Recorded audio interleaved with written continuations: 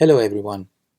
In this figure, the rectangle contains two identical quarter circles with radius 6 drawn from the top corners, meeting at a point at the bottom center, forming a symmetric curve.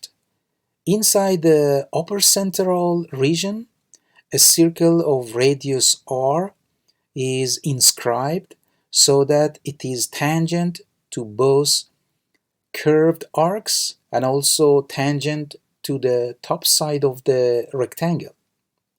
We are going to find the radius r. We draw a straight line from point O, center of the red circle, and point A, the bottom left corner of the rectangle. Since the radius of the quarter circle is 6, then AO is 6 plus r. We draw the line OB, which is perpendicular to the bottom side of the rectangle. And the length of OB is 6 minus r. Also, we know that AB is 6.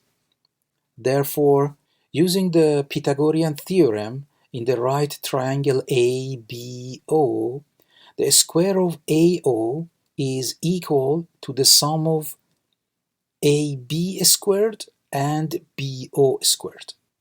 We substitute AB, BO, and AO from these three equations into the Pythagorean theorem to get this expression. Taking the square of the parentheses, we get this expression, and by cancelling out 36 and r squared from both sides, the equation is simplified as this expression. After rearranging this by dividing both sides by 24, we get r as 1.5. So the radius of red circle is 1.5, and that's it. Please like and subscribe if you enjoy the video. Thanks for watching.